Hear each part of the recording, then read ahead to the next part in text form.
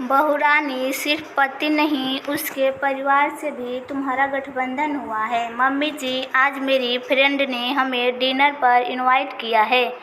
आप हमारे लिए रात का खाना मत बनाना। लेकिन बेटा, आज राहुल आ रहा है और कल सुबह चला जाएगा। तुम्हें बताया तो था ना। हमने डिनर साथ। मम्मी, आप सब तो हो, फिर हम रात को घर ही तो आ रहे हैं, तब मिल लेंगे, कहकर सोनिया सास कल्याणी की पूरी बात सुने बिना अपने कमरे से चली गई।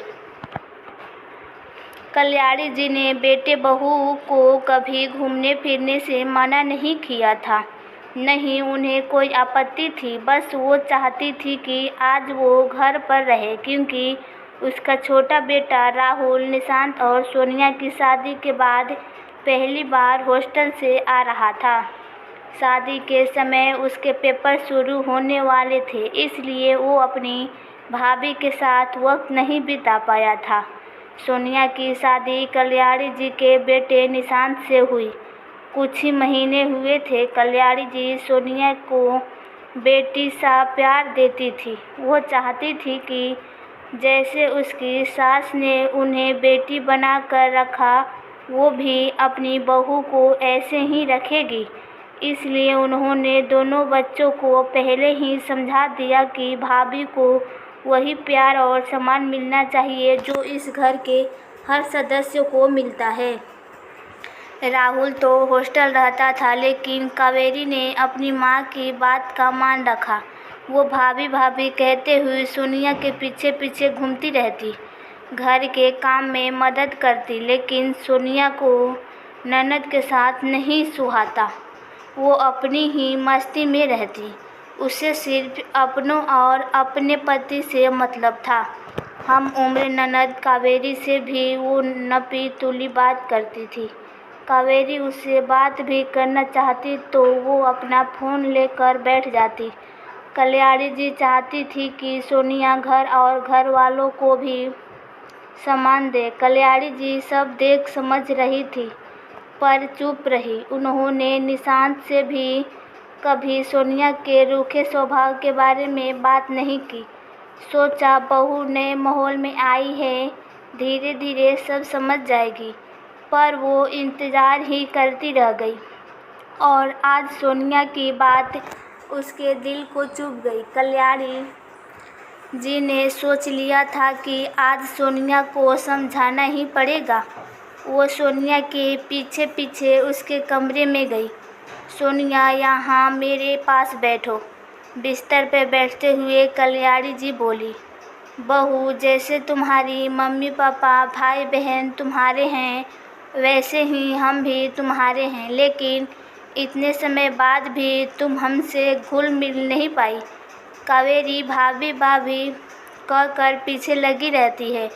हम तुम्हें बेटी सा प्यार देते हैं, कोशिश करते हैं कि तुम्हें कोई कमी ना हो, फिर भी तुम अलग अलग रहती हो। अगर हमसे कोई गलती या चूक हो गई हो तो बेझिझक कर सकती हो। प्रश्न भरी आंखों से उन्होंने सोनिया को देखा। नहीं मम्मी जी, ऐसा कोई बात नहीं है। तो फिर तुम उखड़ी उखड़ी क्यों रहती हो? शादी दो लोगों के गठबंधन के साथ साथ दो परिवारों का गठबंधन है, लेकिन तुमने अपने को निशांत तक सीमित कर दिया। क्या इस घर के पति तुम्हारी जिम्मेदारी नहीं? तुम्हें यहाँ साल भर होने वाला है, लेकिन तुमने इस घर के सदस्य को अभी तक दिल से स्वीकार नहीं है। बहू, पति के साथ उसके परिवार से भी तुम्हारा गठबंधन हुआ है। तुम अपनी जिम्मेदारी से मुंह नहीं मोड़ सकती। मैं ये नहीं कह रही हूँ कि तुम घर से बाहर ही मत जाओ या अपनी इच्छाओं पूरी ना करो, पर घर वाले की खुशी का ख्याल रखना भी ज़रूरी है न। राहुल एक दिन की छुट्टी लेकर तुमसे मिलने आ रहा है। तुम ही घर पर नहीं रहोगी तो उसे कैसा लगेगा? बहू, रिश्तों दोनों तरफ से निभाए जाते हैं। एक तरफा रिश्ता ज़्यादा दिन तक नहीं टिकता।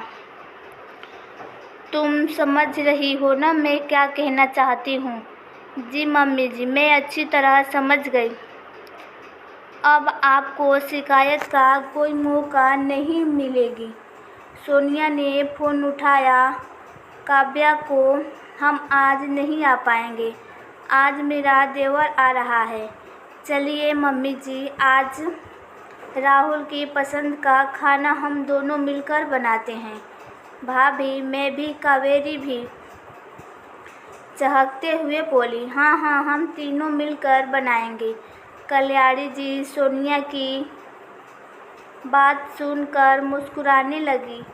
आज सचमुच उसकी बहू का अपने परिवार के साथ प्यार निभाना, अपनेपन का गठबंधन हुआ है।